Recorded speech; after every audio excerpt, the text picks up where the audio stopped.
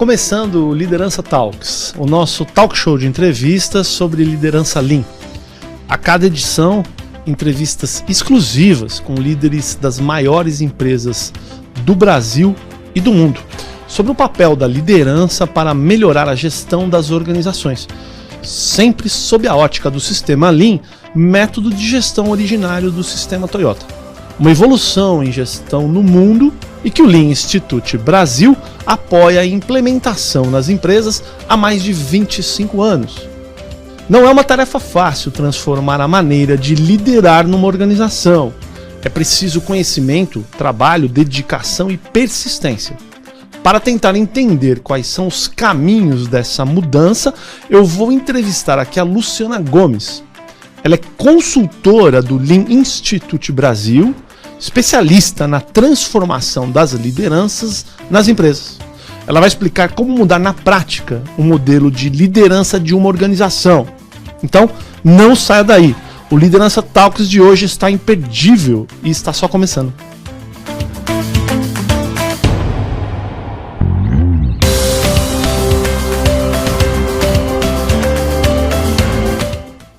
Luciana, obrigado pela entrevista, né? Você que tem tanta experiência sobre liderança Lean, né? Como é na prática transformar um líder de uma organização no dia a dia de trabalho? Olha, é sempre um desafio, porque acho que uma das coisas mais difíceis para a gente fazer é mudar comportamento desde fazer dieta, imagina você transformar a forma de agir dentro de uma organização, é uma coisa muito mais complexa. Mas acho que essa questão da prática, e uma coisa que a gente faz muito bem é conectar isso na prática, é o que vai fazer que essa mudança aconteça e permaneça, que acho que é o mais difícil é sustentar a mudança, né? Então, o que a gente costuma fazer? A gente costuma sempre associar o desafio da mudança e do desenvolvimento a um desafio do negócio. Alguma coisa que vai trazer um resultado, até porque isso acaba gerando um reforço positivo. Eu tenho uma recompensa por aquela mudança, uma recompensa que é dupla, né? Então, para a empresa, que daí também tem um reforço positivo para continuar investindo no desenvolvimento das pessoas, mas também para a própria pessoa que está passando pela mudança. Ela vê um resultado positivo daquilo. Então, essa conexão com o resultado para o negócio, com os desafios reais que a pessoa tem enquanto líder, acho que é uma coisa muito importante e é uma coisa que a gente acaba fazendo diferente. Acho que vem muito do Lean, essa conexão aí com os objetivos de negócio e com o que é valor para o cliente em última instância, que é isso que faz com que os negócios sobrevivam no longo prazo. O Lean Institute Brasil é referência em sistema Lean, é referência em transformação de lideranças, né? Eu queria tentar entender um pouco como que é possível pegar uma liderança que tem uma visão tradicional de gestão, né, e mudar comportamentos. Vamos falar um pouquinho de comportamentos, né? Como é que a gente muda o comportamento de pessoas? Comportamentos muitas vezes tão arraigados que as pessoas persistem em repetir há décadas, muitas vezes, de trabalho. Como é que é isso num trabalho de consultoria? Bom, acho que primeiro a gente precisa entender o que aquela pessoa está disposta a mudar, né?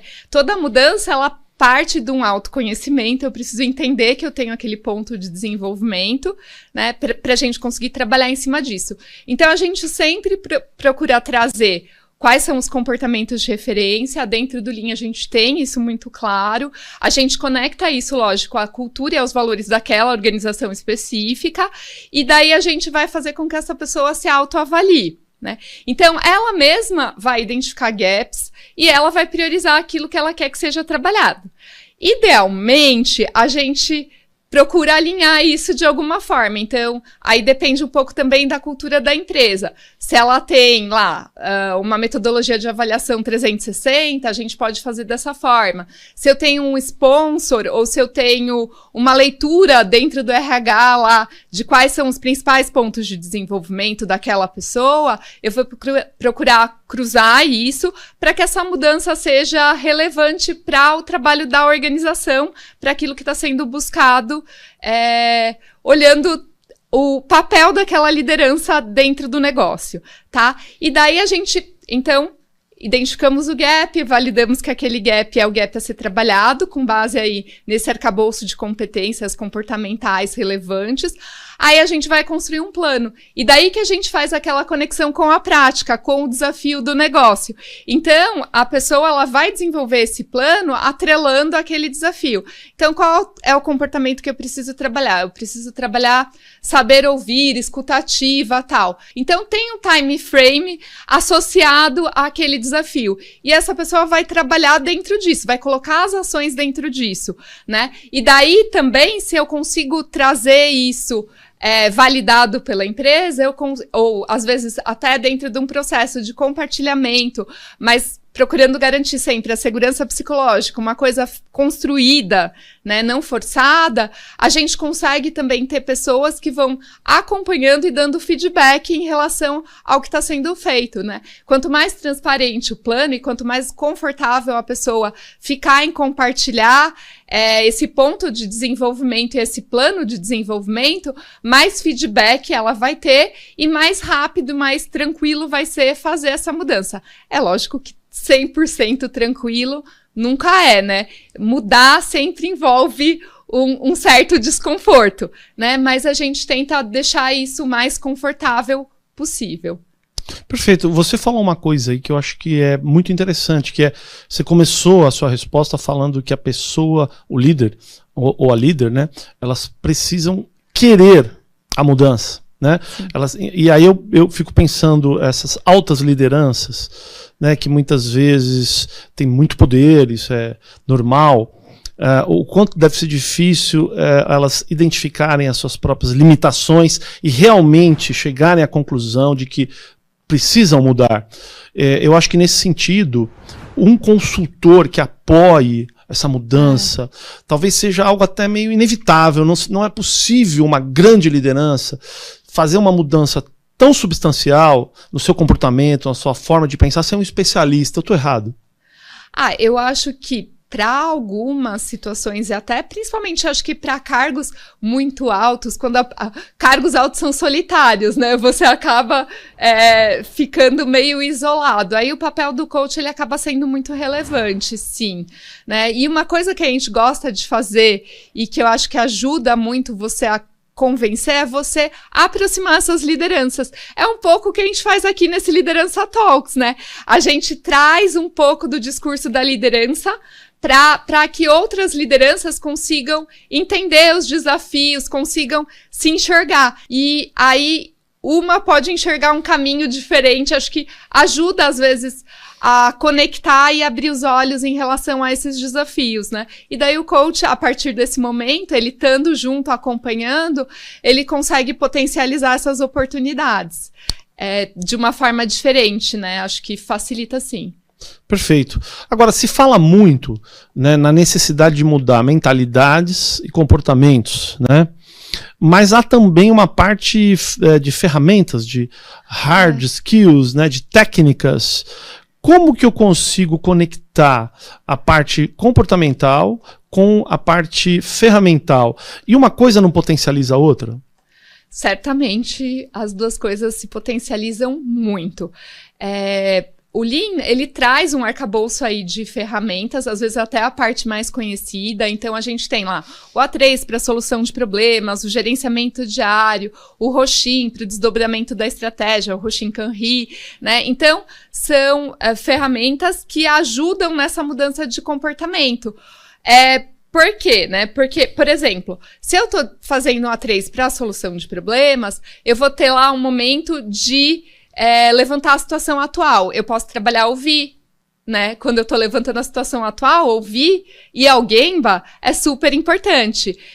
Eu tô trabalhando desafiar, por exemplo, enquanto líder, né? Então, eu tenho lá o campo do contexto, que eu vou trazer um pouco quais são os desafios do mercado, quais são os desafios da minha empresa, vou dar essa visão para o meu liderado. Então, eu vou estar trabalhando o desafiar. O objetivo específico, eu vou estar olhando para o mercado e vou estar dando um desafio, mas eu vou estar apoiando. Então, eu estou conectando os comportamentos que eu preciso trabalhar com uma ferramenta que vai fazer com que eu possa trabalhá-los, né? E com um resultado para o negócio, com um desafio específico, com um problema específico que eu quero resolver.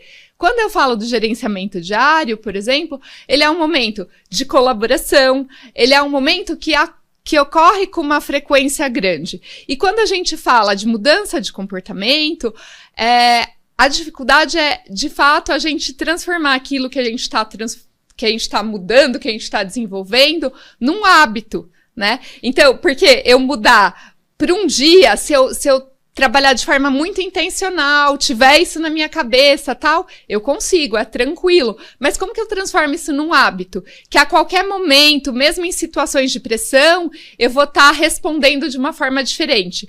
Então, eu preciso ter muita prática, né? Tem até o poder do hábito, fala 21 dias. Então, não é uma coisa que vai acontecer num estalo. E daí, a ferramenta, ela gera essa disciplina. Eu tenho oportunidades recorrentes de estar colocando aquilo em prática. E mesmo se eu não conseguir tão bem hoje, amanhã é uma nova oportunidade de eu trabalhar. Então, acho que as ferramentas, elas tornam essa mudança mais fácil de ser feita. E daí eu falei, né, do líder ter a noção do gap, dele desenvolver um plano. Normalmente a gente conecta esse plano com algum projeto e alguma ferramenta. E daí a gente consegue transformar isso, de fato, numa prática ao longo do tempo. Acho que até a coisa que veio na minha cabeça, né, a gente fala muito de mudar culturas, né, mas mudar a cultura é uma coisa intangível, né? Como que eu mudo cultura? Como que eu mudo comportamento? Mudar comportamento da liderança é a semente de você mudar a cultura. Mas o mais fácil é você mudar através das práticas. Então, as ferramentas, elas vão gerar essas práticas, que vão possibilitar uma mudança de comportamento sustentável, que vai evoluir no longo prazo para uma mudança de cultura. Porque o líder, ele é o grande exemplo, a grande referência para o time, né? Então, a partir da mudança de comportamento do líder, é que as equipes também começam a trabalhar de uma outra forma. Luciano, eu queria falar com você sobre o liderar com respeito, né? Que é esse conceitual e todas essas práticas do sistema Lean direcionadas à liderança. Eu entrevistei o Robson Gouveia, que você conhece, diretor do Lean Institute Brasil, que é um dos maiores especialistas em liderança do país, né? E ele falou muito sobre o liderar com respeito. E eu queria te perguntar o seguinte, de acordo com a sua experiência, qual é a prática mais essencial do liderar com respeito, que sem ela, de fato, nada acontece nessa mudança necessária? Ai, olha, vou falar que é difícil eu falar de liderar com respeito depois que você me disse que o Robson falou sobre isso. Mas é importante saber a sua visão, a sua experiência, tão importante quanto a dele. Mas, enfim, eu acho que a prática que é a base de tudo é ir ao Gemba, né? É ir ao Gemba e conhecer. Mas eu acho que liderar com respeito é um conceito que a gente trabalha há muito tempo, mas ainda tem muito para ser trabalhado nas organizações. E daí o líder precisa assumir um pouco essa responsabilidade para que seus funcionários tenham sucesso, sabe? Ele entender qual é o papel dele, e a gente até no livro, né, que deu origem aí até a forma que a gente trabalha, foi uma das coisas que a gente usou de inspiração e referência. A CEO lá, ela, em algum momento, ela para pensar e fala assim, o problema sou eu, né? Então, acho que o líder, ele tem uma responsabilidade muito grande em relação ao time, né? E para que o time possa exercer o potencial dele. Então, é o líder que tem que estar próximo, ele tem que entender e usar isso da melhor forma para a organização e para as pessoas envolvidas. A responsabilidade é dele. Eu acho que isso os líderes muitas vezes não entendem, sabe? Eles delegam isso. E daí o ir ao Gemba, por que é a base de tudo? Porque conhecendo o trabalho é que eu vou poder contribuir da melhor maneira. Eu vou entender, primeiro, qual é o potencial real daquela pessoa, o que funciona com ela também. Então, no sentido de desenvolver os funcionários, eu estando próximo, eu vou conseguir fazer isso melhor. Vou desafiar na medida certa, vou apoiar na medida certa e vou também conseguir entender qual é o real desafio, né? Vou poder aprender e ensinar, vou conectar. O Gemba me permite estar no Gemba, me permite conectar todas as 7 práticas do liderar com respeito na prática, né? Sendo repetitiva, claro, mas na prática mesmo, né? O Gemba traz esse elemento real, sabe? Só para deixar claro para o nosso público, você citou um livro, né? Qual que é esse livro que você citou agora? O Liderar com Respeito. Liderar com Respeito. Que tem esse nome, né? Dos balés, né? Sim, o pai e filho. Pai e filho. Isso. Você acha que ali tem todo esse detalhamento, né? Até uma indicação para nossa audiência, né? Um livro que é referência em liderança, Lean, assim como gerenciamento diário para executar estratégia também tem muito de liderança. Você acha que é importante buscar essas referências? Bom, você perguntar para mim de livro, eu sempre acho que é uma coisa legal. O Liderar com Respeito, ele é um livro diferente porque ele é um romance, ele não é um livro muito técnico, mas ele traz muito dessas práticas, né? E a gente vem utilizando ele e vem incrementando aí com outros conceitos novos também que estão surgindo. Então, acho que para o Lean também uma coisa que é muito central, que não tem tanto no Liderar com Respeito, mas já é uma coisa que a gente vem trabalhando há bastante tempo, é a questão da segurança psicológica, né? A gente fala muito em Lean. Lean é solução de problemas com método, olhando o valor para o cliente e tal. Mas para eu resolver problemas, eu preciso falar de problemas, né? As pessoas precisam se sentir livres, se sentir tranquilas, e terem confiança de que abordar problemas é possível, que elas não serão punidas, que elas não serão responsabilizadas se elas expuserem problemas. Então, acho que o Liderar com Respeito, ele traz muita coisa e ainda tem outras coisas que a gente está trabalhando e que está acrescentando para viabilizar aí a liderança Lean, né? O trabalho da liderança Lean no Gemba. Se a gente está falando de livro, eu não posso deixar de perguntar a você sobre o recente livro lançado pelo Lean Institute Brasil, da Kate Anderson, né? Na qual você atuou muito intensamente. Sim. Né? Eu queria que você falasse rapidamente no que essa nova obra, né, que chegou agora, recentemente no Brasil, ela eleva o conceito e a prática. Para onde que ela leva o conceito e a prática de liderança Lean? Né, que outros livros talvez não tratavam com tanta profundidade. Eu acho que a Kate traz bastante a questão do propósito, né, e o quanto que o propósito mobiliza. Ela constrói uma metáfora muito bonita no livro, né, falando do tecido. Então você tem um propósito principal, que é o seu fio guia, e que você precisa perseguir, conectar com aquilo que você vai fazendo na sua vida profissional, e você tem os fios da trama também, né, que são as coisas que você vai aprendendo ao longo. Então ela traz um pouquinho desse elemento que eu acho que é legal. Tem coisas que são convergentes acho que tudo mas que ela reforça muito do Liderar com Respeito. Então quando ela fala muito de modelo de liderança, ela fala muito do líder que tem que desafiar, né? Mas ao mesmo tempo apoiar, né? Então você vai dar o objetivo tal, mas você apoia e você tem que se autodesenvolver no processo, né? Então ela trabalha muito com esses 3 eixos para uma liderança efetiva.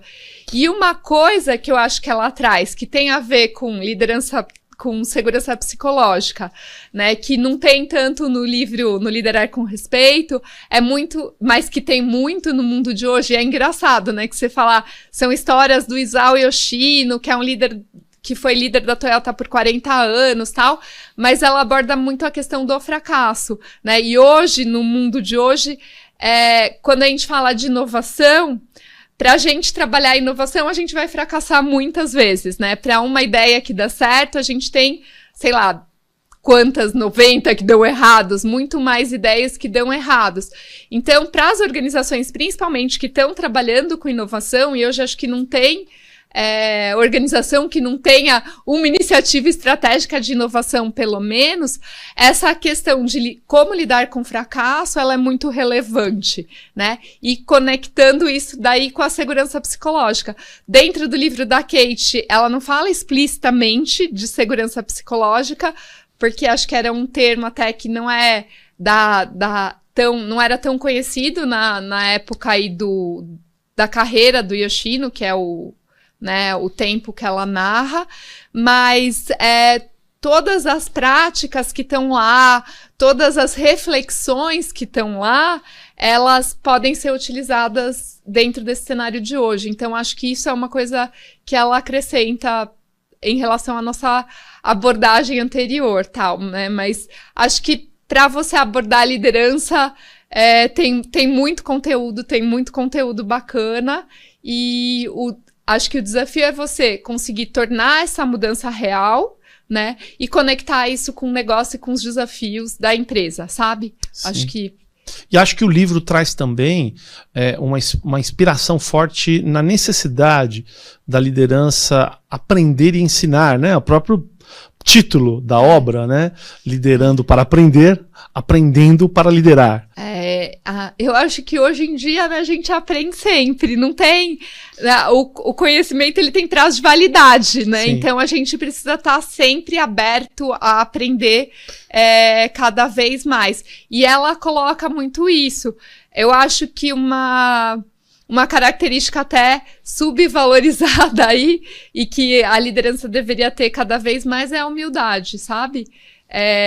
Porque a humildade te traz uma abertura que vai fazer você aprender. Que você aprenda mais e com que as coisas cheguem de uma forma mais tranquila até você, sabe? Não é aquela liderança que fica isolada no Olimpo, é uma liderança que sabe o que está acontecendo, mais que humana.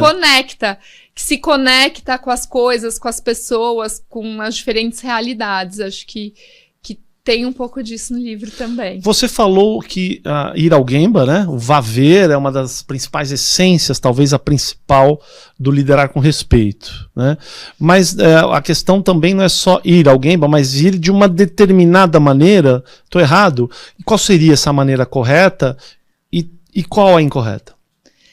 Bom, acho que primeiro é importante você ter um propósito quando você vai ao Gemba, né? Então o propósito pode ser enxergar problema, enxergar desperdício, desenvolver alguém, estar próximo do time, ter um propósito claro, né? E tinha o Fujio Sho, né? O presidente antológico aí da Toyota, Sim. que ele falava muito do vá ver, pergunte por quê, demonstre respeito.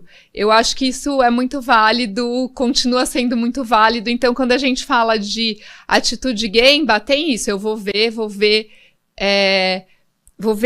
na vida real, né? Não o que me contam, mas vou ver com meus próprios olhos. Acho que isso é muito importante.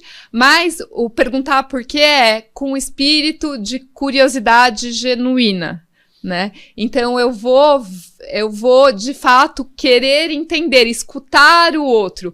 Eu não vou lá só para provar o que eu acredito. É ter essa abertura e ter o respeito, daí que é a terceira perninha, né?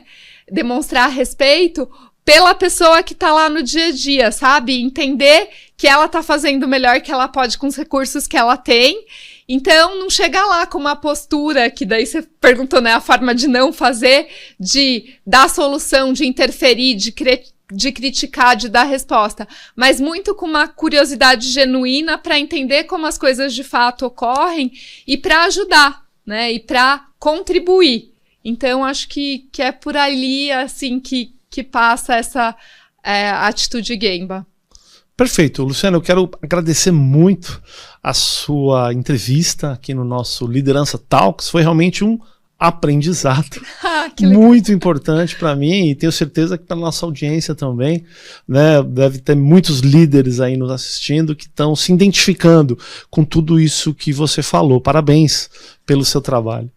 Obrigada. Acho que é um prazer aí poder compartilhar um pouquinho do meu aprendizado também. E acho que a gente aprende conforme a gente vai elaborando as ideias. Também a gente vai refletindo e aprende mais ainda. Perfeito, Luciana.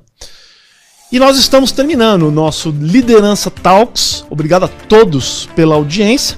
Em breve voltaremos com mais uma edição do nosso talk show sobre liderança Lean. Muito obrigado e até lá!